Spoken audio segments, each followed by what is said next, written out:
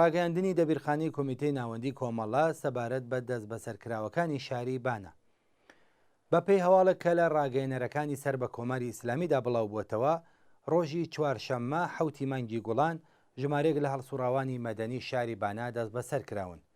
وەکو هەمیشە دەستگای ئیتلاعاتی کۆماری ئیسلامی ئیدعا ئەکات کە گۆیا دەست بەسەرکراوەکان پەیوەندی تەشکیلاتیان بە کۆمەڵە ڕێکخراوی کوردستانی حیزبی کۆمۆنیستی ئێرانەوە هەبووە.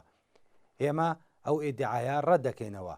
ئەو کەسانەی دەست بەسەر کراون لە هەڵسوڕاوانی کرێکاری و مەدەنی و کەسایەتیە خۆشناوەکانی شاری بانن و هیچ چەشنە پەیوەندیەکی تەشکیلاتیان بە کۆمەڵەوە نەبووە. هەڵبەت ئەوە یەکەم جار نییە کە دەستگا ئەمنیەتیەکانی کۆماری ئیسلامی بەنسبەت هەڵسوڕاوانی مەدەنی و سیما خۆشناوەکانی کوردستان پەروەندەی ساختە هەڵدەبەستن. کۆماری ئیسلامی هەوڵەدات لە ڕێگەی ئەو جۆرە پروپاگەندە و پەروەندە هەڵبەستنانەوە و پێکهێنانی کەشوهەوای ترس و نیگەرانی لە کۆمەڵدا ڕێگە لە پەرەسەندنی چالاکی مەدەنی و ئاشکرا و یاسایی بگرێ. هەڵبەت ئەوە سیاسەتێکی سوا و شکست خواردووە. کۆماری ئیسلامی بە بەڕێوەبردنی وەها سیاسەتێک نەیتوانیوە و ناتوانێت شەپۆلی بەهێزی ناڕەزایەتی دەربڕین و چالاکی مەدەنی لەسەر گۆڕەپانی سیاسی ئێران و کوردستان بشارێتەوە. بێگومان ئەم جارەش ئەم دەست بەسەرکردانە ناتوانێت کۆمەڵی زیندوو و وشیاری کوردستان بێدەنگ بکات.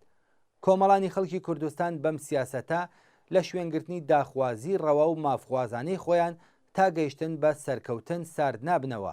دەستگا ئەمنیەتیەکانی کۆماری ئیسلامی هەموو ساڵێک لە سەروبەندی ڕۆژی جیهانی کرێکاردا با دەست بەسەرکردن و ویان هەڕەشەکردن لە هەڵسوڕاوانی کرێکاری و هەڵبەستنی ئیدعای پەیوەندیان بە کۆمەڵەوە هەوڵەدات کۆچ بخاتە سەر ڕێگەی بەڕێوەچوونی ئەو ڕێوڕسمە جیهانیە لە کوردستان.